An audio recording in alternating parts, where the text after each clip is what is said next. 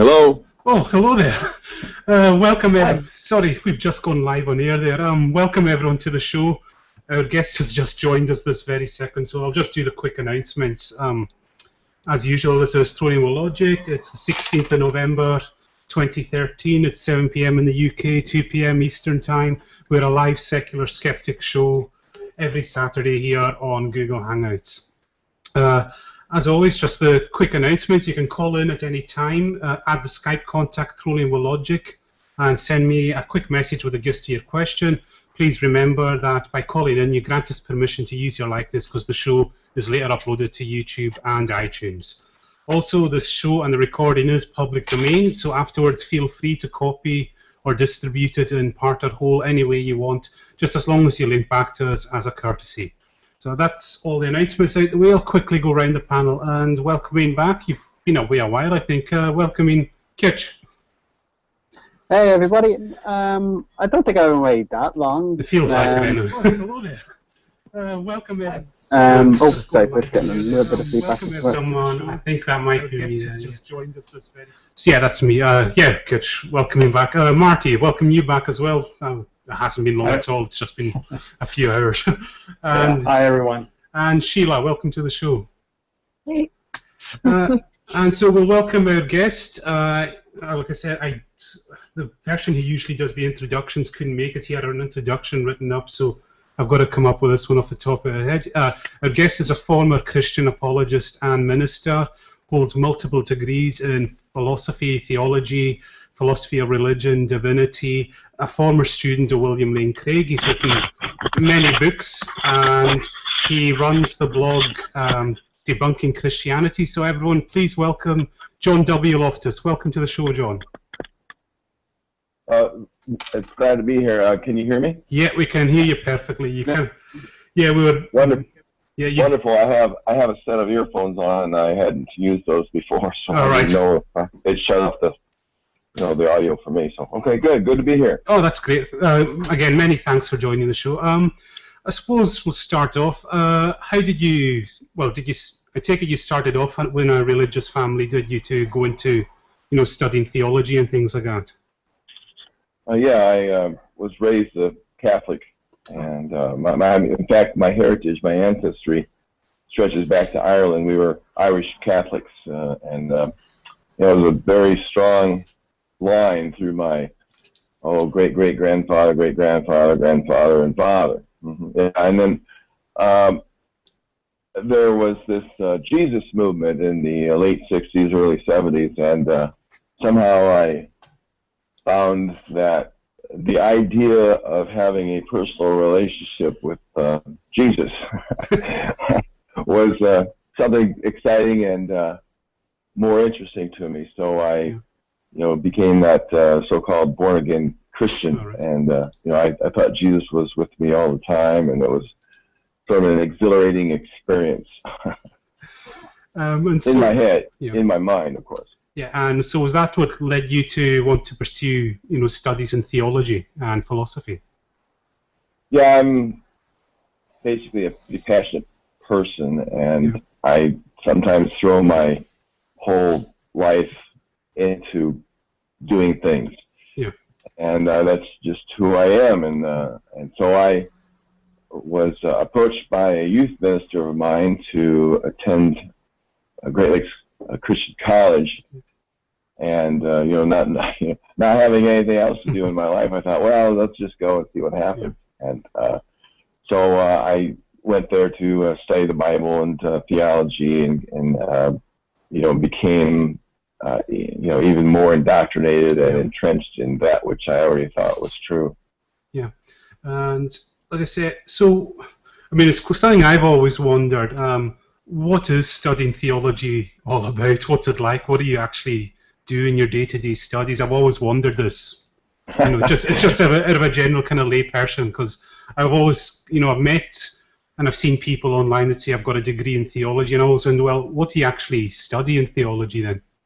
Yeah, theology is distinct from the philosophy of religion. The philosophy of religion discusses ideas about God and how you can meet how your beliefs can be consistent with each other and things like that. Yeah. But when you study theology, usually, at least at that level, the introductory level, the college level, you're indoctrinated in a particular kind of theology. That is, they're teaching you basically what to think about, God and Jesus and the Holy Spirit and salvation. And they usually, they usually only give you one interpretation of the Bible. Now, not always, but in my case, it was basically filtered. This is what the Bible says, translates to, this is what we believe, and you should believe it too. Yeah.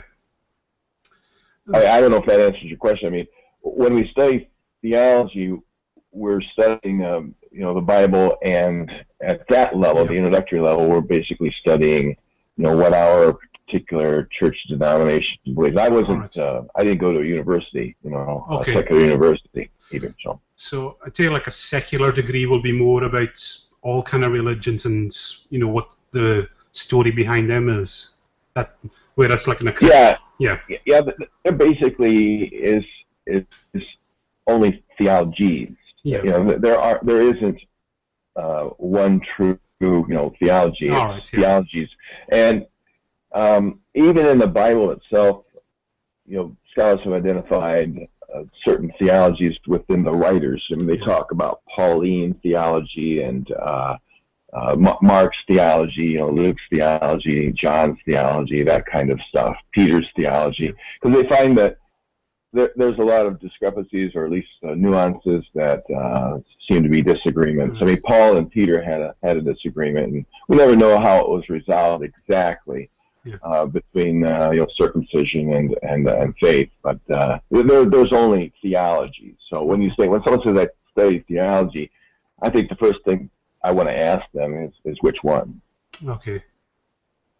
All right. And also probably that was the time you studied under William Lane Craig. Now, probably our audience, we only know him from his debates. So what's he actually like as a professor? I mean,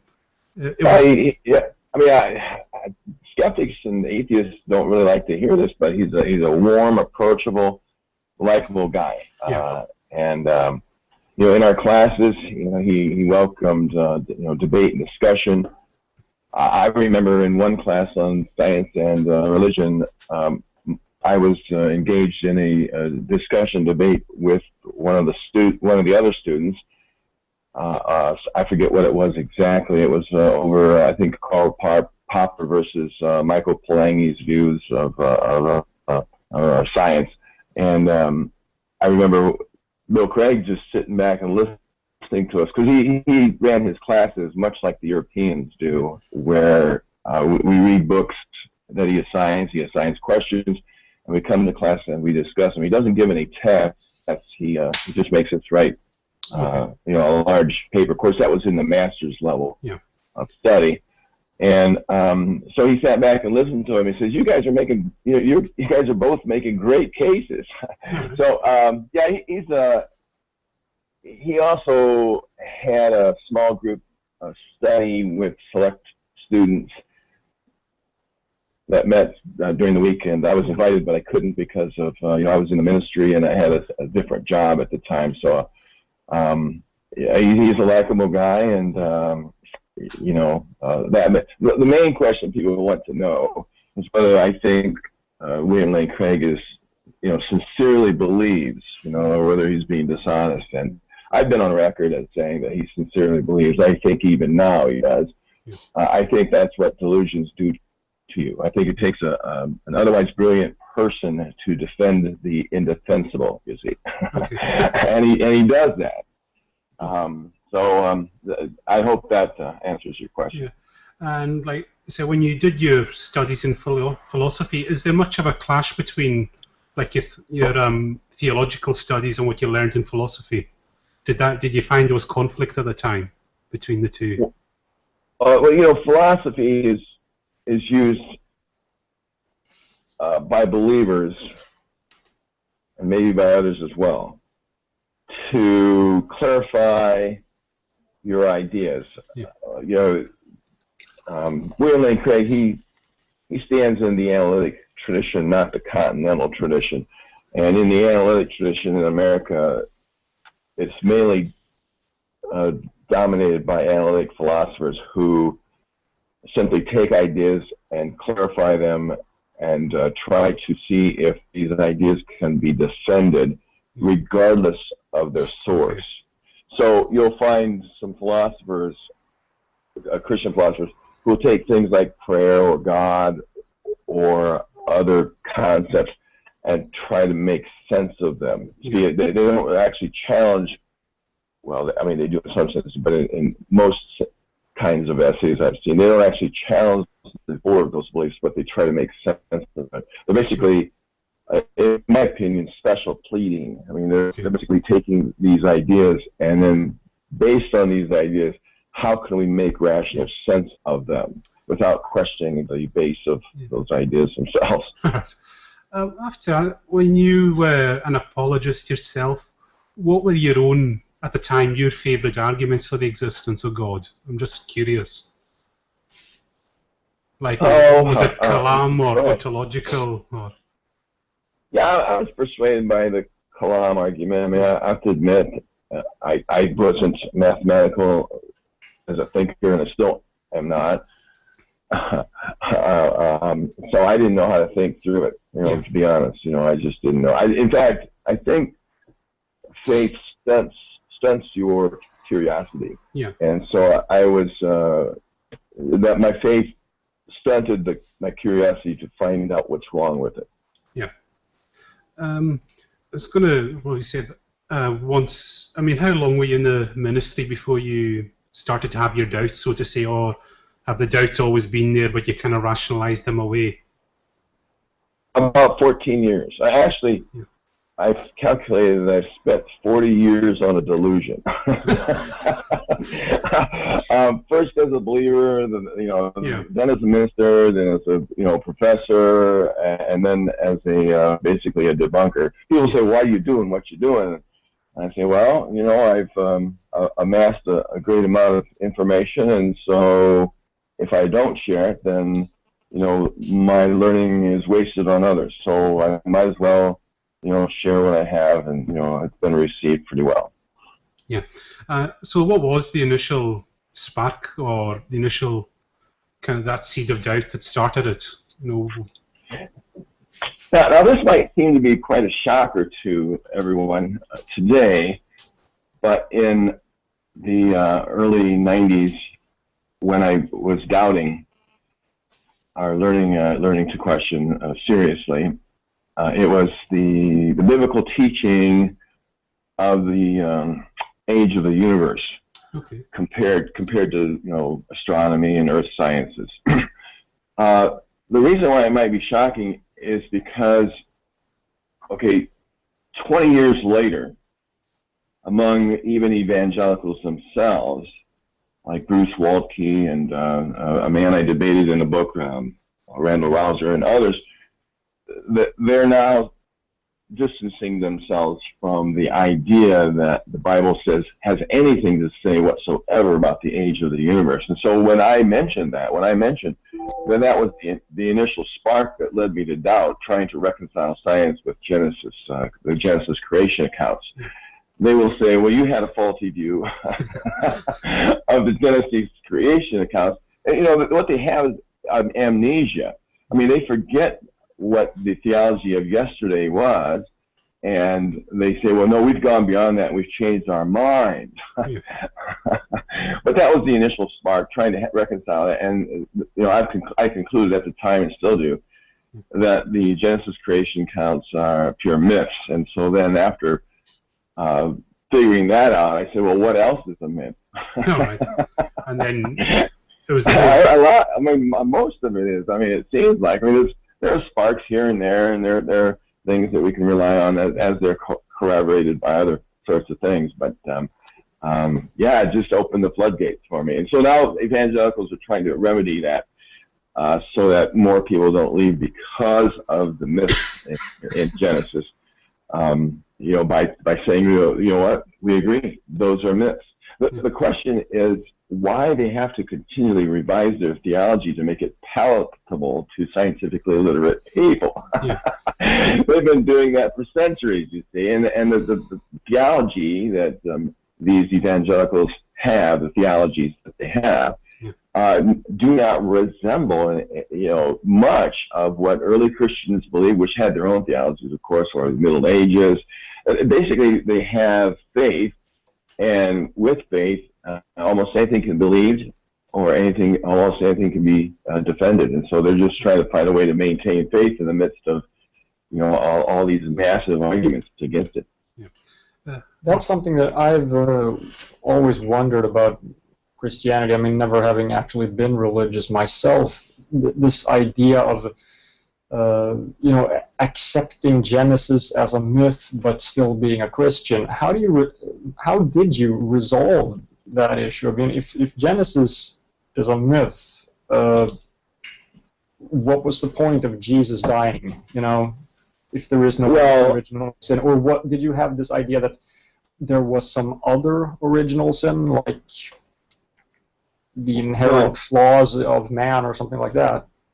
Well, there are different ways to reconcile the Adam and Eve myth with Jesus dying on the cross for the original sin of the original pair. I think at the time, as I reflect back, there were budding arguments from some evangelical scholars that were saying, well, even though the creation story, of the universe is a myth, there's some kernel truth to the Adam and Eve story. People like Clark Pinnock, I think, made the argument that, okay, even if there isn't an original, even if the myths in Genesis are in fact myths, and that there wasn't a literal person named Adam and Eve, somewhere back in time there had to be this first humanoids. And these were the ones, or maybe the first two humanoids, and they were the ones who sinned, even though the architecture of the story itself, found in Genesis chapter 3, is too late to be of use. So basically, they would reconcile evolution with Adam and Eve because they needed to. Okay, Kit or Sheila, you want to come in there? Another question. Well, actually, Kit, you I can't. could go because I have another. Yeah, go ahead, Marty. Yeah, I mean, the step from being an apologist to becoming an atheist, I mean, that's it's not just like you were a Christian and figured out that there was something wrong about it. You were an apologist, if I understand it correctly. Well, I had 3 master's degrees in that Delusion, and I had PhD work in that. I studied with some of the best of the best evangelicals, names that you may not recognize, but names which others would. And I studied with students who went on to be apologists themselves. I would describe myself as a budding apologist. I mean, like I was on the verge of doing the work that was needed to defend the faith. And I was defending the faith, of course, in my churches and in some of my writings, but I don't know what that exactly means. You could call me a wannabe apologist, but I had all the credentials for them. Yeah, but what I'm getting at is it's such a huge step. So there must have been. I mean, was it like going through some sort of, I don't know, crisis of faith, I guess? Oh, sure. I think that the more educated you are in the delusion, the more it takes to bring you out of it. I have no hopes. I have no hopes whatsoever for William Lane Craig or Paul Copan, who was a student with me under him, who is now the president of the Evangelical Philosophical Association, because they are more educated in their faith. For me, it took a personal crisis, along with the intellectual arguments to the contrary, along with bad experiences in the churches I served. I say to people, if you want to be a you want to learn how to doubt your faith and become a pastor. I don't see why more pastors aren't turning skeptics by the truckload because of the actions of the people in their flock who claim to have the Holy Spirit living within them. That's a unique claim, a claim that no other religion seems to make, that God somehow uniquely resides within them, and yet they act no differently than anybody else. And it's painful because you would supposedly expect more from them. That's bad. There's one question I want to ask.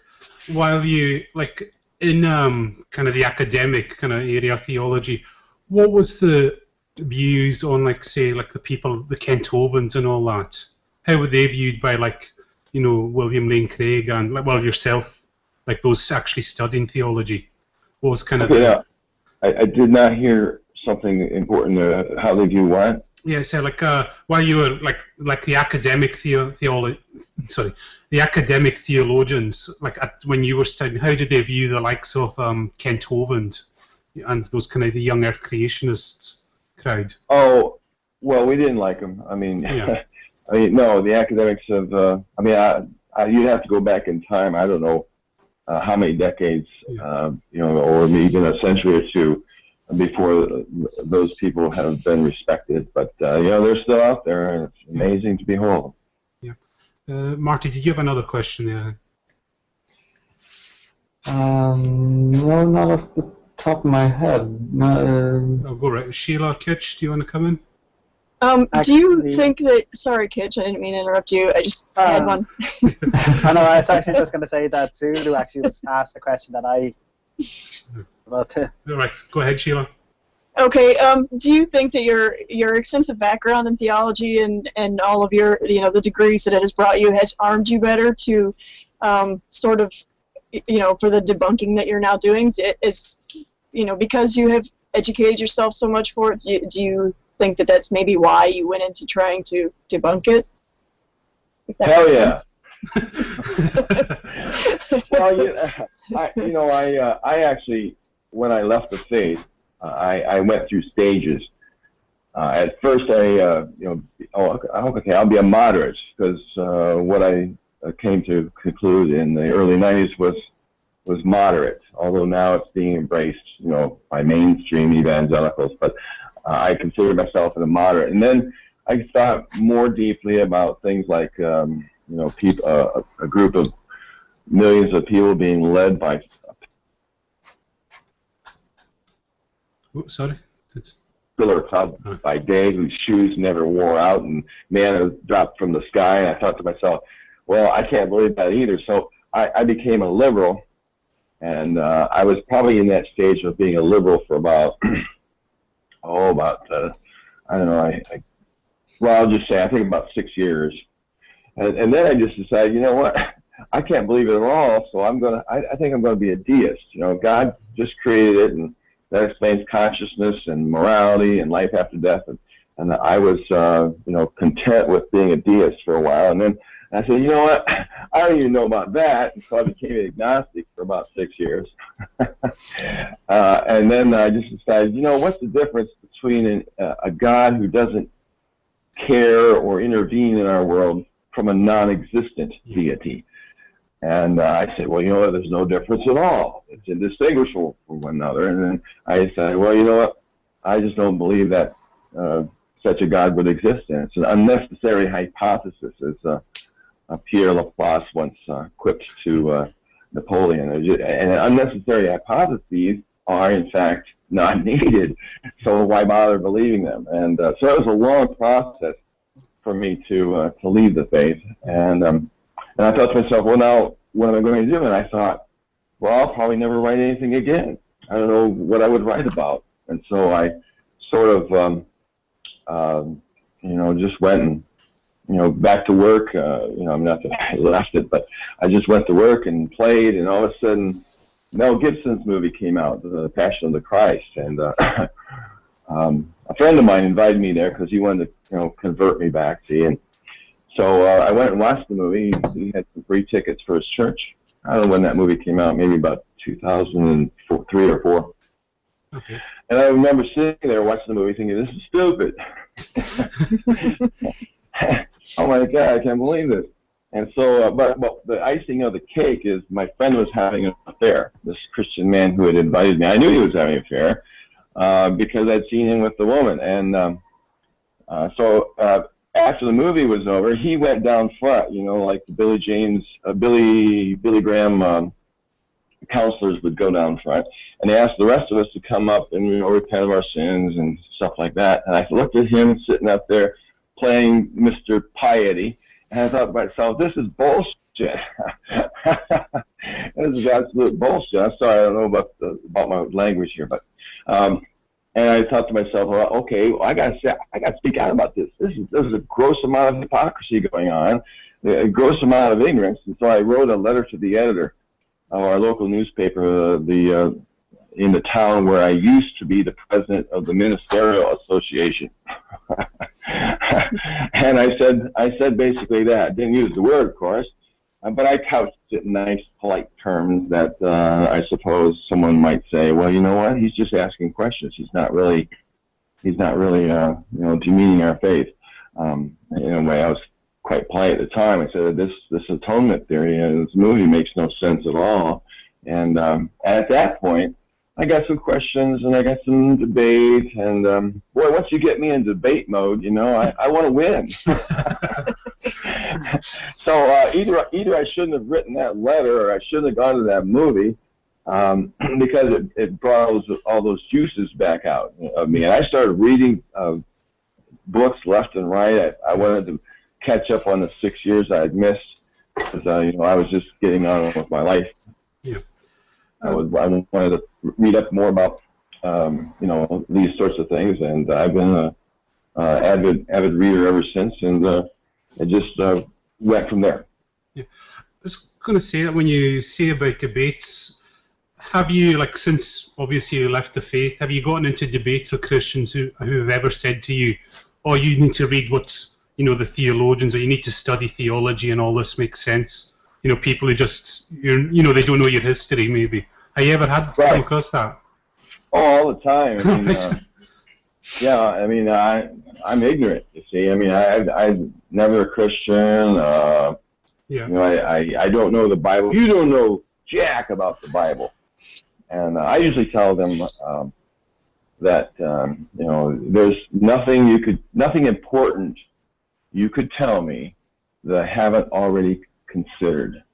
Yeah. Now, you know, the apologists, the Christians, they're spitting out 10 books every week for, you know, for every one atheist book, you know, or even more. And so they always say, well, this is the latest findings, or this is the newest argument, and you haven't dealt with that. Well, you know what? We can't deal with those number of books. We can't deal with those new arguments, but they're not anything that we haven't dealt with before in a different, you know, garb.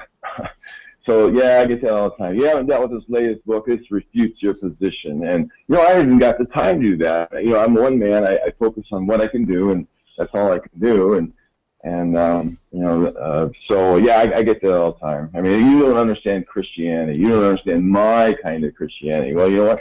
They're all based on faith. And so I already know it's wrong. Because faith is not a reliable method for gaining the truth.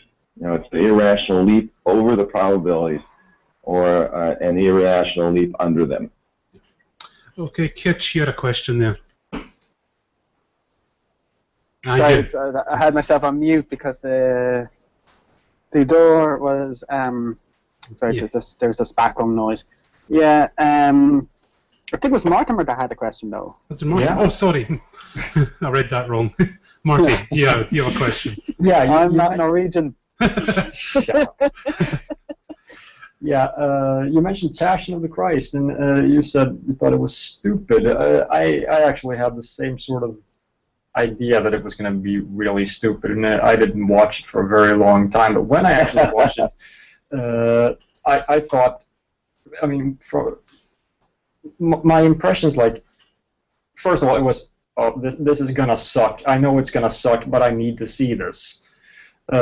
But as the movie went on, I felt like, wait a minute, this isn't that bad. I mean, it's not making me believe any of it, but it's I was positively surprised until the torture porn began, at which point it just, okay, after 5 minutes of it, I was like, okay, you made your point. Yep. And then everything went into slow motion and sad music playing for about 45 minutes, and I was falling asleep. It had no emotional impact on me whatsoever because, after the torture porn, the first 5 minutes may have had an impact, but after that it's just, okay, get on with it. So I'm curious as to what you mean when you say it was stupid. I just thought it was bad. Oh, what was stupid about it? Yeah. The idea. Okay, there's so many things stupid about it. Other than the original story it's based on, obviously. Well, yeah, sure, that too. But I think they followed the Catholic version at points, which doesn't have any biblical basis.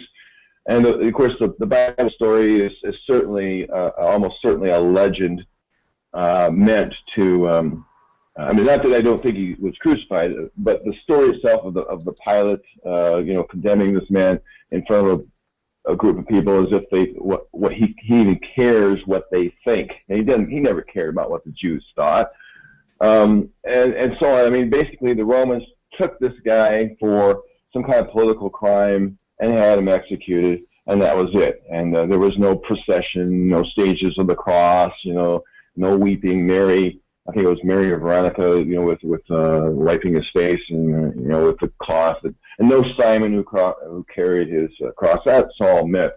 But the idea that, let me just mention one, the idea that there needed to be punishment before God could forgive someone. Yeah. It makes no sense because we all know of victims who have forgiven their assailants without their assailants being punished for it, because I don't know, they just figure it's better to go on with their lives and then to forgive. And at the same time, we know victims who will never forgive their assailants, even if they spend the rest of their life in prison. So what does punishment have to do with forgiveness? That makes no sense at all. It's like God decided, well, okay, we need to punish somebody, so hey, you go down there and I'm going to punish you as if that matters. And you certainly don't punish an innocent person. No. I can just imagine some judge trying that and seeing how long he stays on the bench. But even more than that, the idea that the second person of the Trinity, because that's who Jesus is supposedly representing, who he is, the idea that the second person of the Trinity can appease the wrath of the first person and the third person of the Trinity is bizarre, because the question arises, who appeased the wrath of the second person of the Trinity? All right. Yeah. That was one thing I reacted to. I'm going to let that think in. In the movie, the opening scene when Jesus is talking to God and he's like trying to decide, should I go through with this or not, and it's really emotional and all that. And wait a minute, you're talking to yourself, aren't you? Right. Those prayers never occurred. They were never overheard by anyone of the inner circle of his disciples if he had them. Those prayers were never overheard because he would just have to say them or something. You don't speak to somebody when you're speaking to yourself. Exactly. Was one thing I noticed there. You said they used the Catholic version there. Is there a huge difference between the Catholic and Protestant versions of the Passion? No, not huge. Yeah. Not a huge one. I was just commenting on the fact that a lot of traditions within the Catholic Church have built up over the story. Okay. The Via Dolorosa, for instance, that's the way of suffering. That's a particular journey that Jesus supposedly had taken. There's no such thing of that in the New Testament. And there's some other things, so basically it's a Catholic movie, and the Protestants love it. That's one I have to add. So, like in the type of in the denomination you were in, what was the general attitude towards Catholics? Because, like I say, I come from a strict Presbyterian background, and there was no doubt what they thought of Catholics, and it wasn't very much. So, did you have that as well to deal with? Yeah. In fact, my grandparents. I don't know if I want to say they didn't like each other, but there was a certain amount of tension between them because my mother's parents were Presbyterian and my father's parents were staunch Irish Catholic, and yeah, it was really a lot of tension. My mom tells me when they got married because I don't know if they still do it today, but back then she had to agree to raise her children in the Catholic Church in order for them to approve of the marriage, and she did that. All right. Sorry, Coach, did you have a question? Sorry, carry on, John. But yeah, I mean, there were, I would have to say there were a significant number of people in the denomination I was raised in when I was first in Great Lakes Christian College who didn't approve of Billy Graham and didn't approve of the Catholics either. You know, they don't know the Bible. They're not true Christians. Yeah, so it was fascinating to me. While I thought Billy Graham, at the time I thought Billy Graham was doing wonderful work, he didn't preach baptism like my denomination teaches, you know, for salvation. And the Catholics, they baptize infants. But that raises a question about baptism. At what point do you baptize kids? And I wrote an article about that, asking why it's necessary to baptize for salvation when, if you judge that your children to be competent and culpable too early, and you have them baptized before they're culpable, then their baptism doesn't count. But if you wait until later when you're sure they're culpable or they've achieved the age of accountability, then there's a period of time, it could be months, it could be years, when they're going to hell.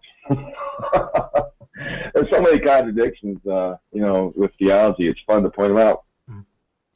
We have a question from the chat room. Atheist Bob wants to know, what are your thoughts on faith healings, and did you experience any while you were a Christian? I was actually, you know, I came out of Catholicism and I jumped into a Pentecostal church where they believed in miracles and faith healing. And, you know, I think I remember, if I remember correctly, memories can deceive us, but I think I remember I had doubted that. I had doubted the faith healing aspect to it, even while I was in the Pentecostal church, because I was looking for actual evidence for faith healing. I remember specifically there was one gal who claims that she was healed of epilepsy.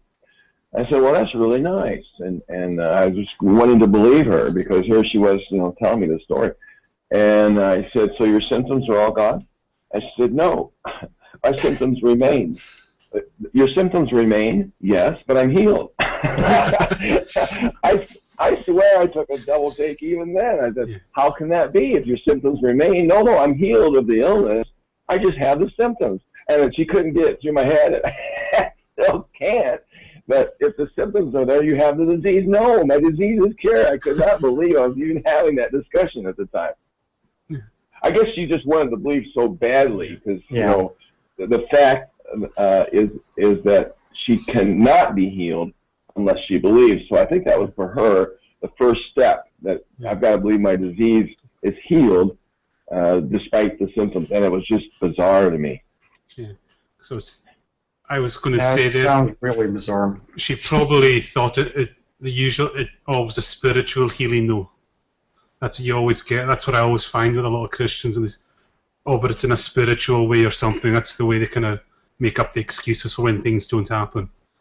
Yeah, because faith is all important to them. Yeah. They'll do and say almost anything to maintain their faith, and it's guilt producing, very, very much so. And they need to be helped out of it. Yeah. Okay. Sheila or Kitch, can. Sure. That's all the good questions have been taken so far. Yeah. Finds an auto here. Looking back, apparently, let me just ask this. I'll let you think about your question. I'm just going to have to guess here something, and then you can confirm or deny. I'm guessing that the host of this program may not know much of my work, because the more you know of it, the more questions you would have. Is that a fair assessment? I'm just asking. Yeah, I've kind of read the blog mostly. It's the one guy who would be here who would have all the questions. He's a kind of philosophy student. He's been unable to make it, so we're having to cover for him. So I hope you don't mind. Oh, I don't mind at all. That's fine. I just wanted to. Well, it's also you really. Yeah, it's. You really ought to be more aware of not just my blog, but my books. I've published 6 books. All right. I've had 6 books published in 6 years, and I have another one that I'm working at this moment. Okay. All right, Kitch. I was gonna ask, looking back from now that you're an atheist to when over your career as an apologist or apologist in training. Sure. Have you ever thought back and said, why did I think that, or why did that make sense? You know. All the time, every day. I can't believe some of the Christian apologist responses, and how could I have believed that? Well, I know the answer, and it's the answer that I give in my.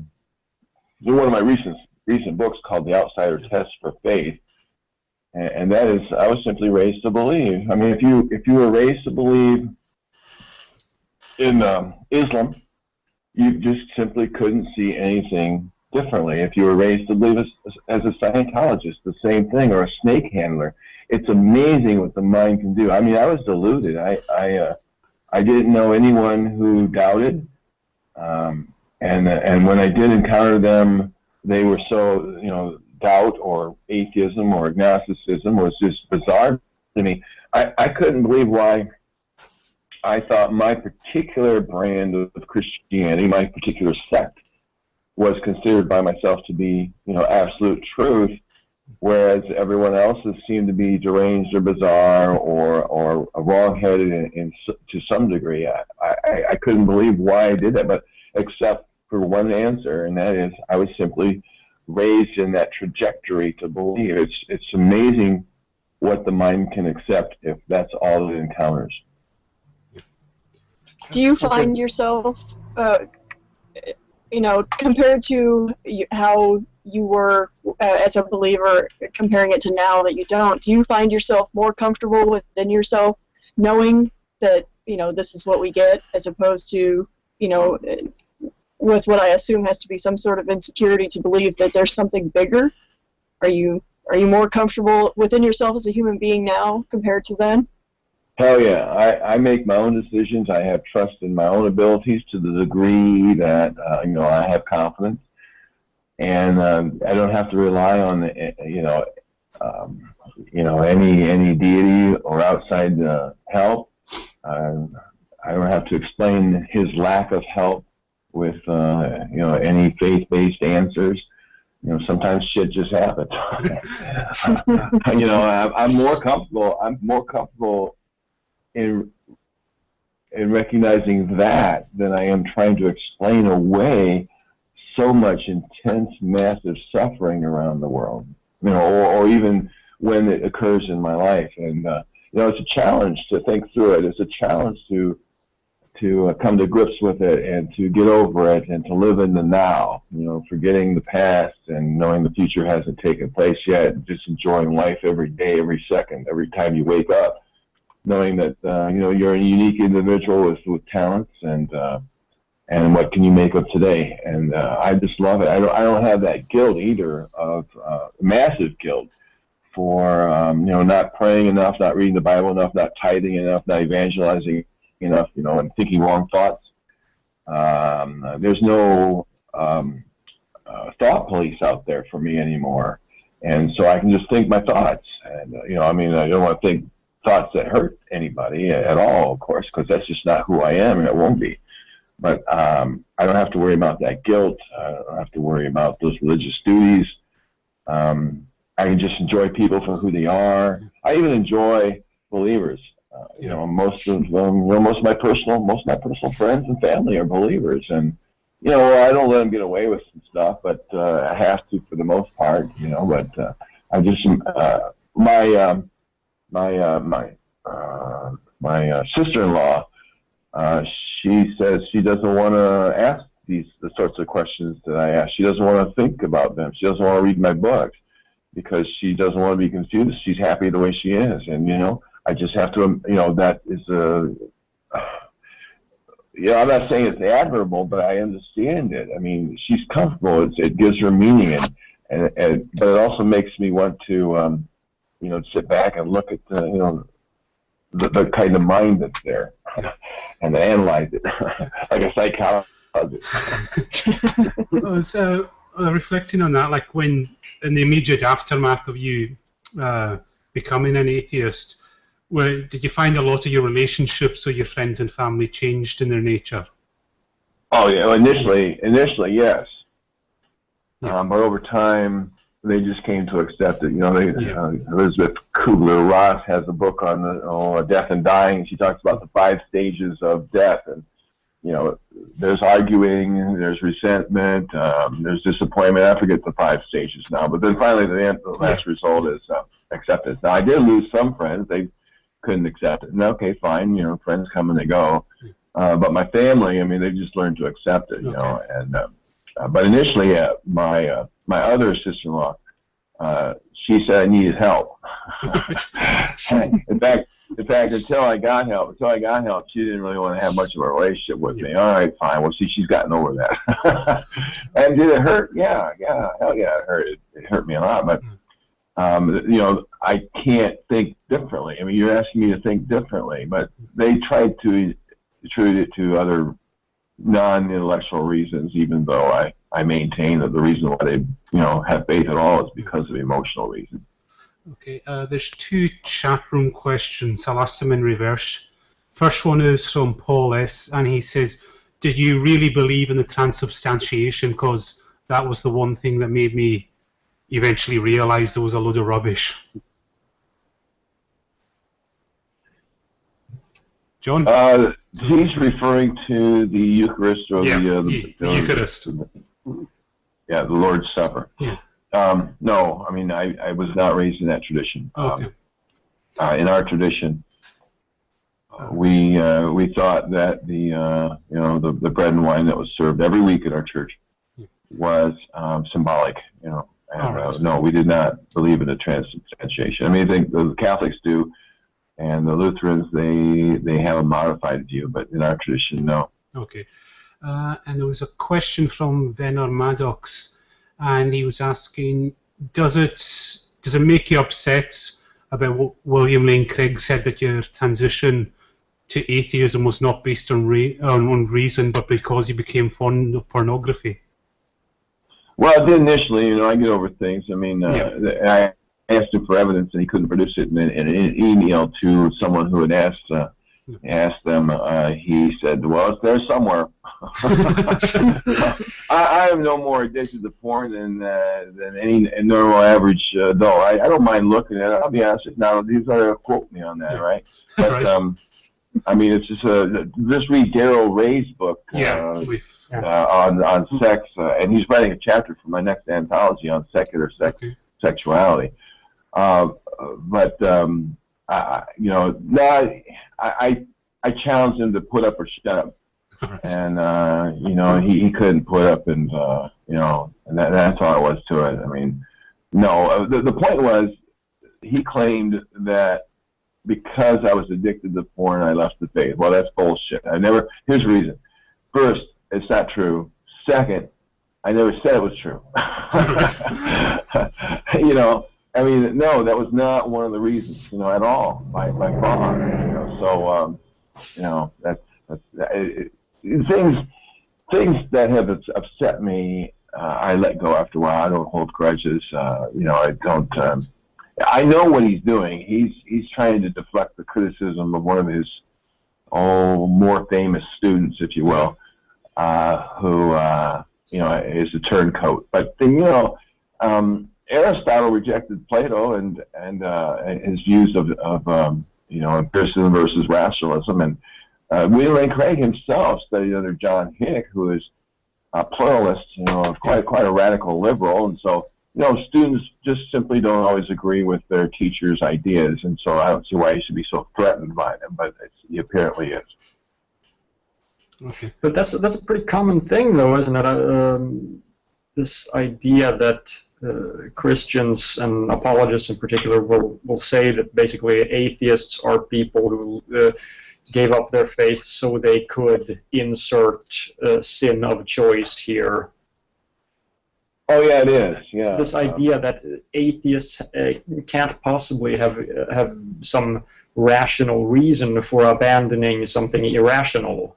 They have to have some ulterior motive. Sure. That's because they know what they know and they know it's true, and there's nothing that can be used to convince them otherwise, and so we have to explain this phenomena away. That is, ex-Christians.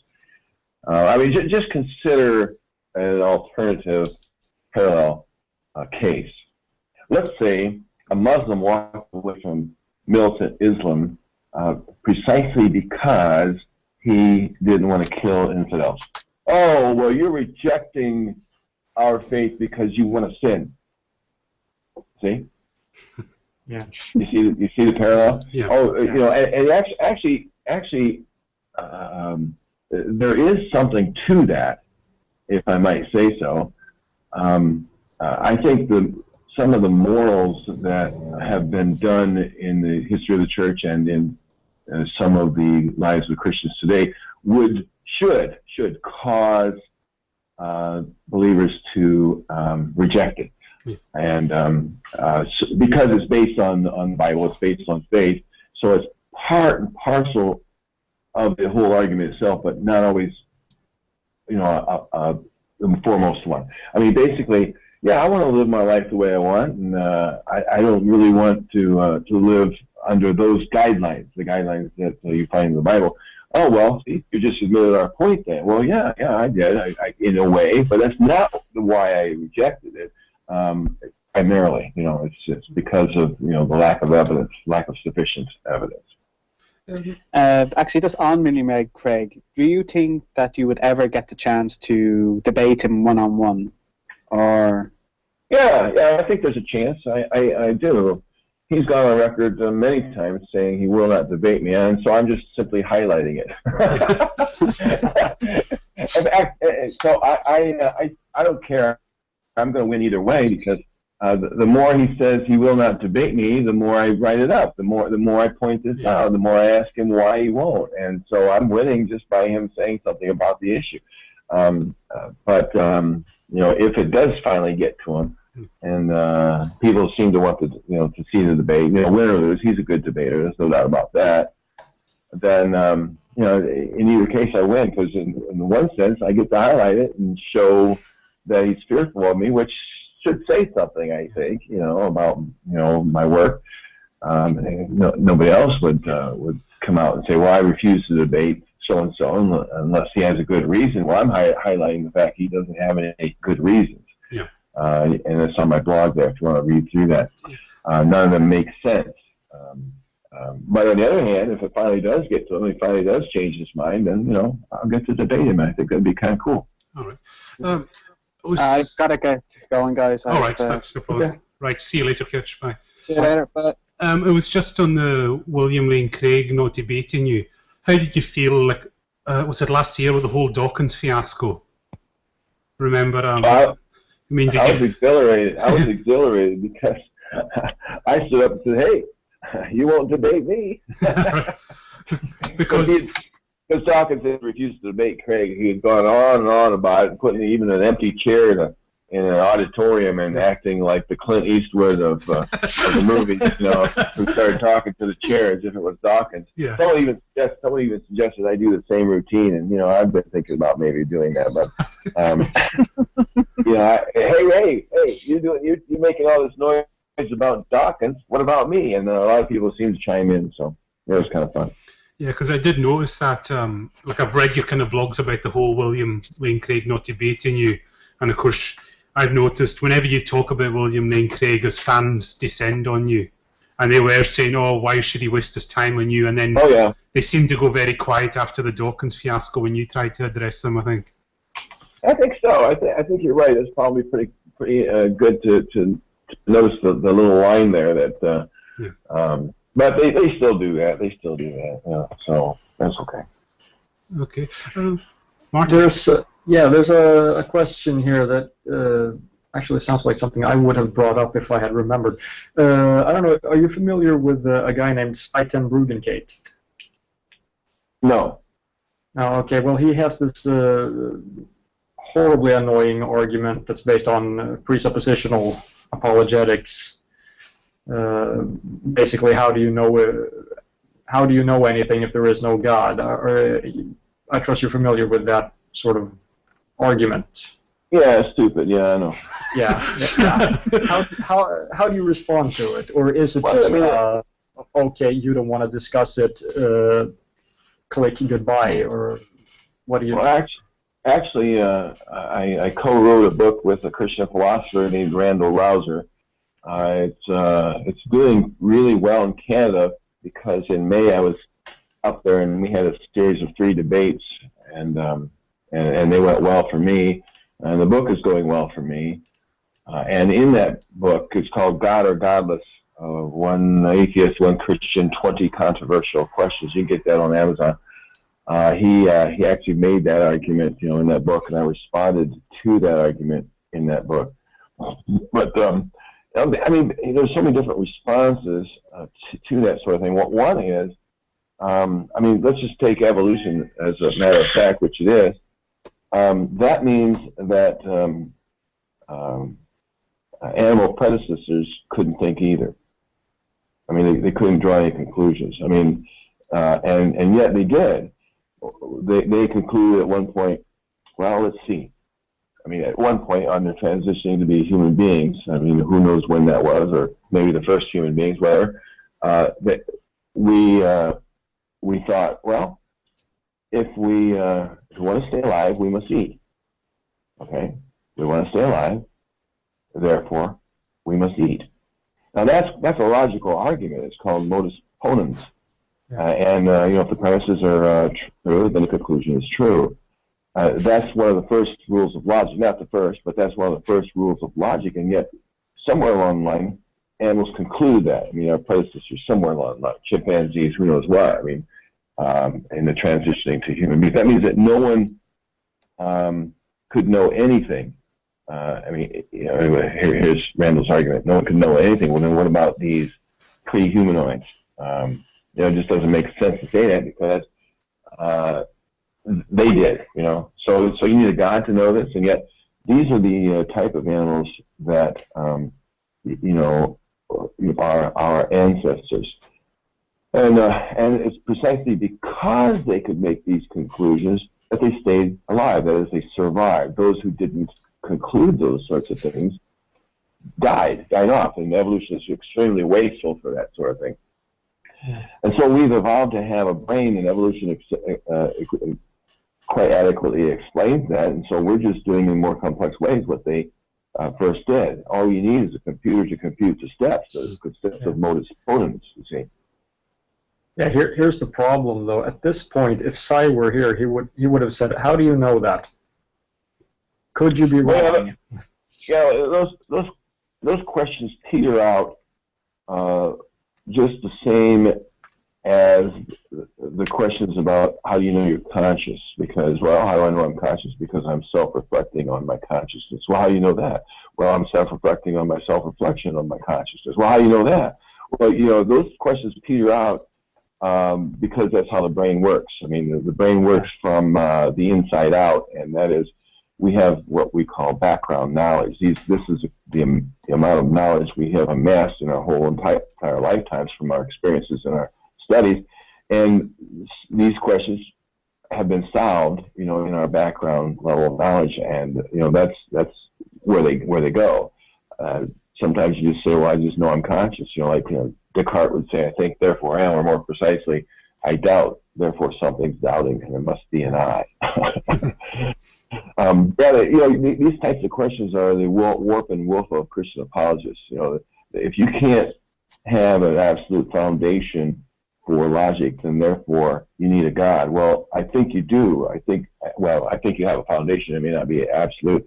The foundation resides in the workings of our brain. Yeah. Sheila, I think you were going to say something there, were you?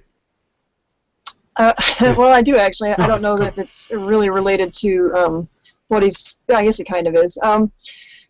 One of the biggest arguments, I guess, from Christians in relation to atheists would be their question of morals and where they come from. Do you find that your morals have changed now that you're a non-believer, or just the reasoning for your morals has changed? You know, just is there. Well, that's always. I mean, there are certain things that have changed. I mean, but I would define those things as my my religious-based morality has definitely changed. You see, I no longer. I know this is weird. I no longer think homosexuals are sinning. I don't think women are inferior anymore either. I mean, isn't that tragic that I might have thought that. I never held a racist belief, but I'm sure that racism is supported, religiously by things in the Bible. So yeah, my religious morals have changed. Okay, but that doesn't mean that my morality has changed. I mean, like the morality that I can reason myself into thinking, and in that area, nothing's changed. I'm still an honest person. I care for people. I'm still as selfish as ever. I'm still stubborn, and I'm still as arrogant as ever. That's changed. I mean, religious faith never helped me in those areas anyway. But yeah. so I'm the same person, my good and my bad, and but my religious ideas have changed. I mean, I voted. For Barack Obama, I vote liberal, and whereas I used to vote Republican. So, so my morality in that respect has changed because I don't think religious-based morality has any standing, or grounds. Yeah. So it's more your how you reach your morals has changed, as opposed to actually just changing your morals themselves. Where you fall. Okay. Yeah, and because how I reason to my morals has changed, I think that I have a better morality. I don't think you should. There's a lot of things. The religious-based, I won't try to mention them all, but religious-based morality has flown the coop. Because I don't think it's sustainable, myself. And I'm not trying to say that my morality is better than anybody else's either. It's just that, I arrive at it differently. I mean, I think it's important to ask people what they want. And, women do not want acid thrown in their faces. Women do not want to wear burqas unless they're religious, unless they have religious morality. Homosexuals don't want to be beaten up, and they want to have equal rights. They want to be married. And I think it's important under my morality to ask people what they want. And, whole groups of people can't be denied what they want like that, like what is happening with religious-based morality. Does knowing that help you explain, like if people question where your morality comes from, does having been on both sides of that line, does it help you to explain better to believers now? I don't know. It's maddening, Sheila. It's just absolutely maddening. I think that's one of it's one of the most important emotional arguments against being an atheist. And that's what it is, an emotional argument. Right. And that is, we need security. We need security in having a firm foundation for morality. Well, not any Christians have ever had that. I mean, morality has changed, throughout the millennia within the Christian traditions.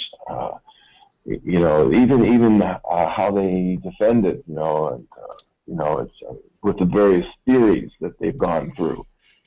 So, you can claim that morality has a a firm, absolute foundation all you want until you can start telling me what that is and why it has changed and what hopes they have that it won't change into the future. Well, actually, it is changing into the future. Robert Price, a good friend of mine, scholar, he writes the afterword to one of my books titled The End of Christianity, where he says sex will be the undoing of evangelicalism, especially the issue of homosexuality, because in the Bible it seems pretty clear that homosexuality is a sin, and yet our culture is now embracing the idea that gays are just like us. You see, I mean, they just have a different sexual orientation. They shouldn't be discriminated. They shouldn't be hated, et cetera, et cetera, et cetera. So he said, as our culture accepts, well, he was talking about even more promiscuous sex. I mean, a lot of people, especially just prior to second marriages, they want to try out the merchandise before they get married, if you know what I mean. Right. So, and yet the Bible seems to talk about, faithfulness and charity or chastity, and let not the marriage bed be defiled, and yet here they're defiling it, so to speak. And so this change of sexual morals will be the undoing of evangelicalism, and I welcome that. I mean, it might take some time, but it's already beginning. Oh, I'm of the opinion that sexual repression is at the root of all religious problems, so completely agree with you on that one. Oh, yeah, God has more to say about vaginas and penises than he does about, say, lead poisoning. Right. just think, or vaccinations or anesthesia. I mean, just think if he decided to say some things about those, how to discover them and what to do about them. And he should have said something about the issue of quarantining people who were infected with diseases. That would have sure helped a lot during the Black Death plague of the 14th century. But he didn't have the foresight to do that. I mean, he should have eliminated some of these 10 Commandments that we have, maybe the first 3 or 4 that were religiously oriented. I mean, basically, he is one of the main themes of the Old Testament is the denial of religious freedom. Anybody who has other gods, they shall be died. They should be killed. And the first commandment is, "Thou shalt have no other gods before me." These were capital punishment offenses. These 10 Commandments were, and so if you had other gods before Yahweh, then you could lose your head. Well, let's eliminate that one and let's put it in its place. Thou shalt not buy, own, or beat slaves. Just put that one in and have no conflicting messages elsewhere. That would do a lot during the American slavery crisis. And another one we can eliminate, hallow and honor the Sabbath day. Well, let's get rid of that one. That's kind of important, I suppose, to religious people, but let's put it in its place. Thou shalt not mistreat women or think they're inferior. That would do wonders. But no, God had no foresight about those things at all, because it was clearly written by a patriarchal society. Right. You mentioned the first command. I think it's the first commandment, right? Have no other gods. Yeah, I think the Catholics conflate the first 2 and separate the last 10. Yeah, but anyway, I was asked by someone, and I just remembered. I said I should ask you about that. The fact the Bible refers to other gods. Yeah. What's your take on that? Is Christianity / Judaism actually a monolatry instead of a monotheistic religion? Oh, originally it was. It's clear. Yeah. I mean, even the first commandment, not having no gods before me. I mean, it's denying. It's not denying the existence of these other gods. I mean, it's clearly that. I mean, just worship me. In fact, in Deuteronomy chapter 32, verses 8 and 9, if you look at those, in the original Hebrew and go back into the Dead Sea Scrolls, from which it predates our the Hebrew manuscripts that we had used prior to the discovery of the Dead Sea Scrolls. In the Masoretic text, Deuteronomy 32, 8, verse 9 is really clear, and it says that El, that is the high god Elohim, he parceled out the land and gave Israel to Yahweh. Yeah, I mean, basically, Yahweh was Israel's God, and other of El's sons had other lands. It's pretty clear. It's one of the most ancient and mythical statements in the whole Bible, and all of a sudden the editors didn't, they forgot to edit that one out. And it also means that Yahweh had a wife, because if you have sons, well, how do you get the sons? You see, so Yahweh was a son to El, the high supreme goddess, and Yahweh had a wife, and his wife was named Asherah. Now that's a lot harder to find. That's a lot harder to find in the text of the Bible itself, but archaeologists have found Yahweh with his arm around Asherah with a big, yeah, I mean, it's clearly pantheistic, or polytheistic, sorry. And, it changed over the years where Yahweh became the high god of the pantheism until he eventually was conceived of as the only god. That's the evolution of that in the Old Testament, quite clear. Okay, Marty or Sheila, do you have? We're coming up for 5 minutes left, so whoever wants the last question here. Yeah, there's a question in the chat room. Do you consider the anthropic principle a good point against the fine-tuning argument? Well, actually, I agree with Dawkins. I mean, I don't see why that's a good argument for the fine-tuning argument. I think it's a good argument against it. It's just one's modus ponens is another's modus tollens. You see, I mean, basically, we could have evolved to be different life forms. I mean, it could have happened, and I can imagine these other life forms looking back and saying, you know what? If there wasn't intelligent design, then how could we be like we are? No, I don't find that at all to be. It's not. I don't even know how they twist it, but they do to support their faith. It's actually an argument against that. Yeah, I think myself that the fine-tuning argument is an argument against the lack of a necessity of God or something like that. Because I mean, well, if the universe is so finely tuned, then clearly God isn't really needed. He doesn't seem to be doing anything. Now, in a universe where we could not exist, if we still existed in that universe, that would be a great argument for God. And we have to raise the issue of the problem of suffering too. In any fine-tuning argument, and it can be complex because they have their Adam and Eve as a cause for everything, you see. But then the evolution, I think, squashes that like a bug. Still, there's just too much suffering. I mean, just take the. I like to use the underwater earthquake in 2004 that devastated the coast of Indonesia. With that tsunami, although the Haiyan typhoon can be used as well. But taking the earthquake as a more concrete example, if there was a God who cared and was all powerful, then he could have kept that earthquake from happening. Yes or no? And no, he couldn't have, because he can't mess with natural law. I mean, natural law must go unabated. Well, then what the hell is God good for? Well, exactly. And I argue this: if God supposedly created the universe out of nothing, that would be the greater deed. Then surely he can avert an underwater earthquake, which would be a lesser deed. Now, if he can't do the lesser deed, then why do you believe he did the greater deed? Yeah. Okay, that's us coming up to the last 3 minutes. So as always, I'll just go around the panel for final thoughts. We usually go. John, we allow our guests a little soapbox moment for the last few minutes. So if there's anything you want to promote, please go ahead.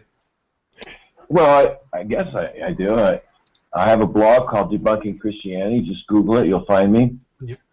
And I'm writing quite a bit recently, and in the sidebar, there's a listing of the books of the authors who helped me write on the blog. 5 of them, 6 of them are mine, I've got another one coming out probably at the end of this year, maybe the beginning of next.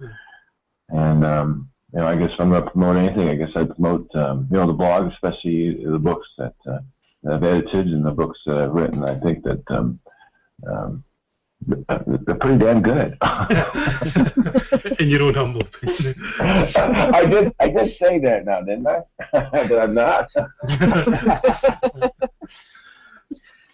All right, Marty, your final thoughts, please. No, nothing in particular, except it was great having you on the show. Nice being here. And Sheila?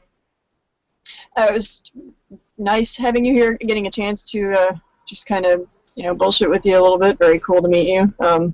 Do we do our plugs now? Yeah, if you want to. You can plug anything you want. Okay. In addition to being here, I'm also on A News. Tomorrow night we have, we're taping, we have DJ Growth, so tune in this week for that. Okay, everyone, thanks for tuning in. It's been great. Again, a very big thanks to John for taking the time out to speak to us. It's been fascinating. Thank you again, John. Thank you.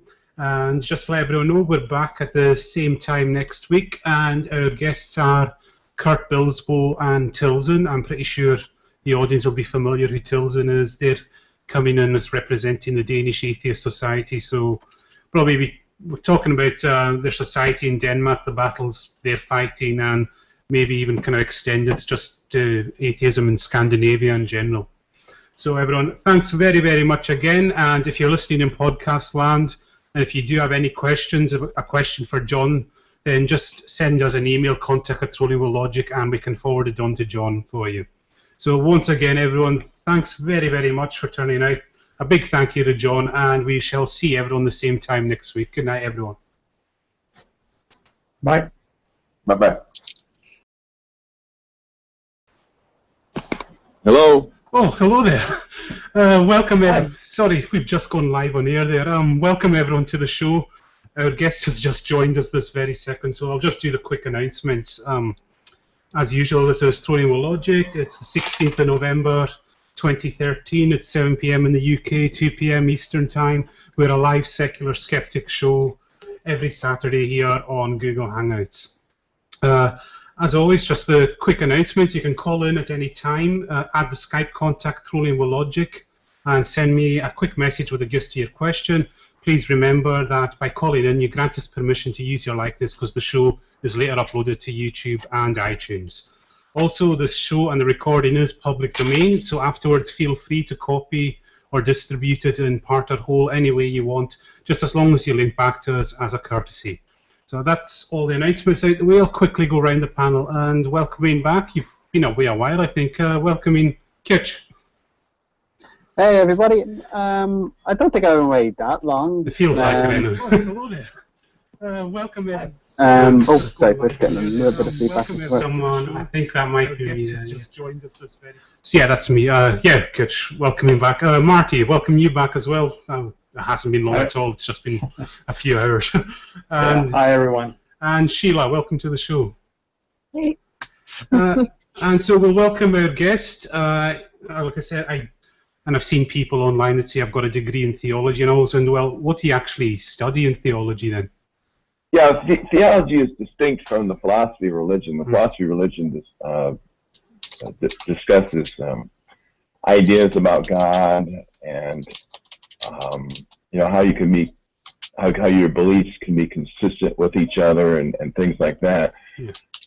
But when you study theology, usually, at least at that level, the introductory level, the college level, you're indoctrinated in a particular kind of theology. That is, they're teaching you basically what to think about, God and Jesus and the Holy Spirit and salvation. And they usually, they usually only give you one interpretation of the Bible. Now, not always, but in my case, it was basically filtered. This is what the Bible says, translates to, this is what we believe, and you should believe it too. Yeah. I don't know if that answers your question. I mean, when we study theology, we're studying, the Bible, and at that level, the introductory level, we're basically studying, what our particular church denomination believes. I wasn't, I didn't go to a university, a secular university either. So I'd say like a secular degree will be more about all kind of religions and, what the story behind them is. Whereas like in a of having a personal relationship with Jesus was something exciting and more interesting to me. So I, became that so-called born-again Christian, and I thought Jesus was with me all the time, and it was sort of an exhilarating experience in my head, in my mind, of course. Yeah, and so was that what led you to want to pursue, studies in theology and philosophy? Yeah, I'm basically a passionate person, and I sometimes throw my whole life into doing things. Yeah. And that's just who I am, and so I was approached by a youth minister of mine to attend a Great Lakes Christian college, and not having anything else to do in my life, I thought, well, let's just go and see what happens. And so I went there to study the Bible and theology, and became even more indoctrinated and entrenched in that which I already thought was true. Yeah, and like I said, so I mean, it's something I've always wondered. What is studying theology all about? What's it like? What do you actually do in your day-to-day studies? I've always wondered this. It's just out of a general kind of lay person, because I've always, I've met. Yeah, but there basically is only theologies. Yeah. There isn't one true, theology. It's theologies, and even in the Bible itself, scholars have identified certain theologies within the writers. I mean, they talk about Pauline theology and Mark's theology, Luke's theology, John's theology, that kind of stuff, Peter's theology, because they find that there's a lot of discrepancies, or at least nuances that seem to be disagreements. I mean, Paul and Peter had a disagreement, and we never know how it was resolved exactly. Between circumcision and faith, but there's only theology. So when someone says I study theology, I think the first thing I want to ask them is which one. Okay. All right. And also probably that was the time you studied under William Lane Craig. Now, probably our audience, we only know him from his debates. So what's he actually like as a professor? I mean, skeptics and atheists don't really like to hear this, but he's a warm, approachable, likable guy. And in our classes, he welcomed debate and discussion. I remember in one class on science and religion, I was engaged in the person who usually does the introductions couldn't make it. He had an introduction written up, so I've got to come up with this one off the top of my head. Our guest is a former Christian apologist and minister, holds multiple degrees in philosophy, theology, philosophy of religion, divinity, a former student of William Lane Craig. He's written many books, and he runs the blog Debunking Christianity. So everyone, please welcome John W. Loftus. Welcome to the show, John. It's glad to be here. Can you hear me? Yeah, we can hear you perfectly. You can. Yeah, we were. Wonderful. Yeah, wonderful. I have a set of earphones on, and I hadn't used those before, so I didn't know if it shut off the audio for me. So okay, good to be here. Oh, that's great. Again, many thanks for joining the show. I suppose we'll start off. How did you? Well, I take it you started off in a religious family, did you, to go into, studying theology and things like that? I was raised a Catholic, and in fact, my heritage, my ancestry, stretches back to Ireland. We were Irish Catholics, and it was a very strong line through my great-great-grandfather, great-grandfather, grandfather, and father. And then there was this Jesus movement in the late 60s, early 70s, and somehow I found that the idea